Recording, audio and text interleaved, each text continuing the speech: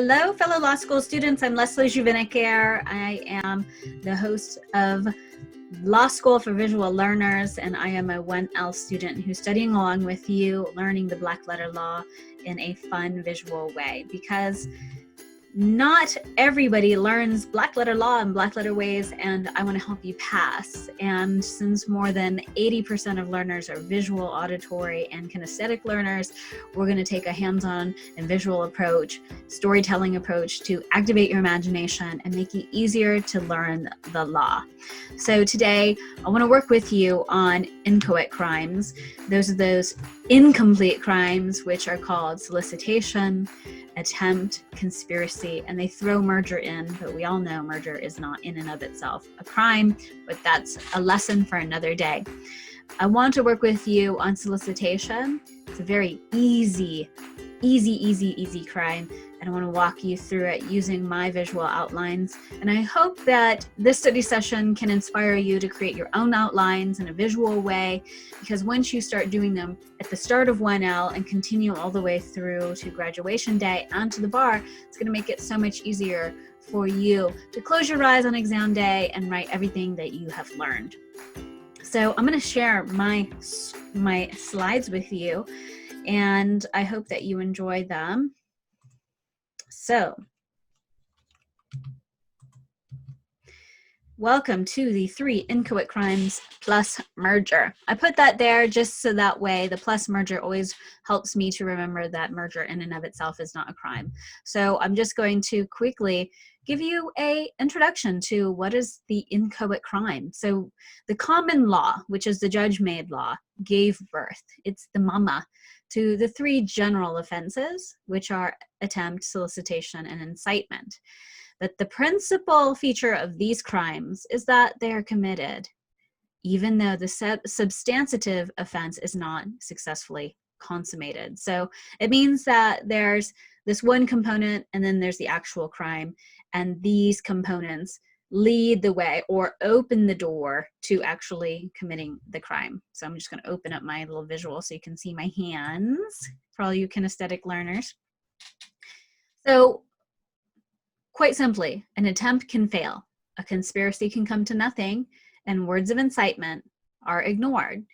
But in all of these instances, there may be liability for the incomplete or inchoate crime. So just think of it as the inchoate crime is the door that walks you into the actual crime. So we're going to work on solicitation today. So I'm going to move myself over here. So for today's study session, we're looking into solicitation. It is a misdemeanor, and solicitation occurs when one requests or encourages another to commit a crime. I'm going to repeat that again. Solicitation occurs when one requests or encourages another to commit a crime with the intent that the person solicited does the committed crime. Okay, so there's a very important component of that, especially because we're looking at it being in measuring the mens rea. So as you can remember in Criminal Law 101, every criminal act has a mens rea and actus reus. That means the mental state as well as the actual crime or the result of the crime that happen. So without these two, you don't actually have a crime. So with solicitation, you have to have the act of requesting or encouraging. So we have this little kid asking the person and this person encouraging, with the actual mens rea, which is the intent, the purpose, causing somebody to do it. So if you don't have the mind, you don't have the crime. So with solicitation, always remember that there must be the door that this person walks through, and that is the intent to have somebody else commit the crime. So just asking somebody to commit a crime, but you're not really serious, you're just joking, maybe you're drunk and you're like, hey, maybe you should just break into that house and steal more beer. You're not really saying it with the intent that they actually do it. But if the person does it and then they blame you, it's up to the prosecutor to prove that you actually intended that person to break into the house to steal the beer.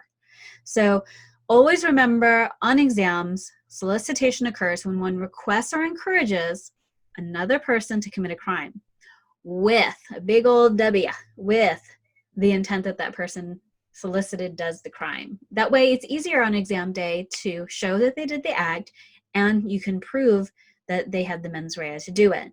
So it's very important that you do that. So those things, maybe a big W when you're looking at solicitation is with the intent. So again, every crime has its mens rea and actus reus. So you have the guilty mind and then you have the crime. So you have to have the two. Without the guilty mind, you don't have the crime. If the glove don't fit, you must acquit. So we're looking at that. So let's examine just for a quick minute, what does it mean to request? So when you're looking at your fact patterns, there has to be some kind of request. You have to put that in your analysis. Did the person make a request? And what is encouraging? Encouraging another. So we look in this actus reus here. Encouraging could be the act of counseling. Now we're getting into legalese. Inciting, which simply means persuading somebody, or inducing, enticing them. I'll give you $100,000 to kill someone. That's enticing, that $100,000. Persuading them could be, that ex-wife of yours, she's just a horrible person. I think that you should go take her out. That could be persuading. So when you're looking at your analysis in your essays, make sure that you break down the actus reus and the mens rea. So I put it in two sections here on mine. And here I put Scar on the Lion King because I thought it was pretty simple as a visual for me to remember, because these people are pretty easy to persuade or entice to do something. So Scar is more of the mastermind, and he solicits them to do his bidding. So his intent is for them to bully him. So we could say this is like the target crime of assault. Okay, so his intent is to get them to bully them, or with a threat of some kind of force. So however you want to illustrate mens rea, go ahead and do it that way. And this is how I keep it pretty simple. Solicitation isn't that hard to learn, but you always have to remember that there are two components to solicitation. Everybody knows it's when one encourages or requests another to commit a crime. That's great, and it's a very simple way. But on essay day, you always have to put the intent that the person solicited to do the crime. And then you can throw in regardless of whether they agree to do so. But it helps you to establish once more your actus reus and your mens rea. I'm going to go down here. Here are some things to consider when you're evaluating your fact patterns. Did the defendant sufficiently encourage another person to commit a crime of adequate seriousness? Knocking somebody's mailbox with a baseball bat. Is that really crime, or is that a tort? We want to examine that. The next one is if the defendant renounced his desire that the crime be committed, should this be considered a defense? So when you're doing the defense in your essay, always look at, did the actual defendant demonstrate, whether it's communicate or even use body language to communicate that they are walking away from the target offense? Put that in your defense. Now, is a solicitation is still criminal if the defendant fails to effectively communicate it to the intended subject. Example, consider writing a letter and mailing it. This one's a classic 1L solicitation example that professors are always using. I know our professor George is always talking about that. And he says, is a solicitation if somebody says, I'll give you $1,000 to kill somebody, puts it in the mail, but the person never gets it. And that one's always arguable, right? So here it can still be a criminal offense, even if the defendant fails to effectively communicate. So was the communication effective? Did they send an email, telegram, telephone, voicemail, text message? That still could be part of the prosecution. So unlike conspiracy, solicitation does not require that any agreement be reached. So that's a difference between solicitation and conspiracy. So although conspiracy may follow solicitation, If the person solicited refuses and says, no, I don't want to go to prison, I'm just too fabulous and my roots will show. If they refuse to enter into a conspiracy or don't even respond, the solicitor is nevertheless liable for the crime of solicitation. So always remember that fine nuance when you're examining your fact patterns for your essays. Is this a solicitation that has failed, or is it a conspiracy? Remember that if the person refuses, you got solicitation. So that's something to remember. And here we go. This one is looking at if the solicitor does the bare minimum, then they might not be liable. That could be an argument for defense. If they go beyond the bare minimum, then they may be liable. However, if the intended subject progresses towards a target crime, if there's any kind of action that they make beyond just saying, hey, I'll give you $1,000 to kill somebody, and maybe it's over beer, right? And they're just joking, oh, my ex-wife, oh, I'll give you $1,000 to, like, you know, kidnap her. That'll show her a lesson, right? And you're just drunk and you're making it up. However, if the person says, well, they Venmo them $1,000, they send them a check, drop money on their deck, then that is evidence that you can put into your essay that they've done more than the bare minimum. So that could be a defense in your essay saying, well, the subject, the defendant, did the bare minimum, but if your argument to that could be, well, they did drop off an envelope on their desk, so therefore the evidence beyond a reasonable doubt is that that person went to progress towards the target crime. So they have done something in furtherance of it. I put this bare because it's just like, it reminds me of that. I'm going to make it bigger so you can see it. This weekend, I'm doing the bare minimum. So however you want to remember these things, this section right here is just for you as you're going over your fact patterns, your hypotheticals, or case books, is looking for these key things that examiners are looking for when you're doing your analysis.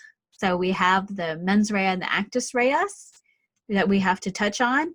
And when you're looking into defenses, what's the counter argument here? And the defenses, then you're able to see, do we have enough here beyond a reasonable doubt to convict and make the defendant guilty for solicitation? So this is my quick little study session today. I hope you enjoyed it.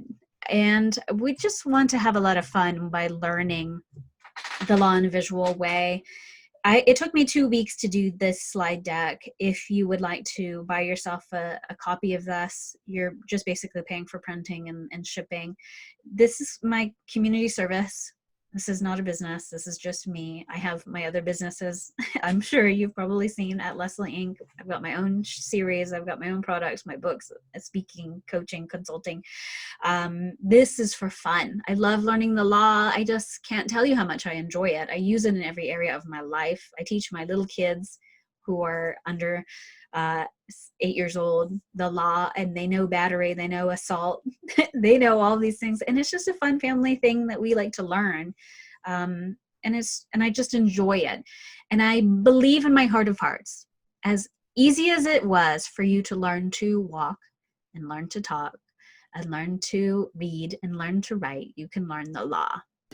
And learning the law is simple if we make it simple. So if you enjoy this, I challenge you to make your own visual outline. You don't have to buy all of the outlines. Now, don't get me wrong. I have manuals, I have examples and explanations, I have all of the outlines in the world, but you have to write your own outline and you have to do it yourself. And if you need some help in learning some visual ways, I have my outlines. You can get them in the shop on the blog. And you can share your resources. If you are a law professor or another student and has some better advice, better illustrations, recordings, send them to us. We'll put them on the blog on the resources page. We're happy to do that. And I also do have on the blog, in my recommended resources, some books and things. I do have affiliate links, and they just help to pay for hosting and for bringing this and making this available to you. So I hope you had a great time today learning with me. This is my way of studying, and it helps me to learn it better because I'm explaining it to you. So when I have the time, I will make these videos. Thanks for studying along with me. If you have any questions or comments, tips, tricks, or techniques, share them with us. We'll put them on the blog, and I would love to hear from you too. Have a wonderful day. You will pass the bar because you passed the bar in your mind and in your heart. Thanks for joining me. I'm Leslie Juvenek. This is Law School for Visual Learners.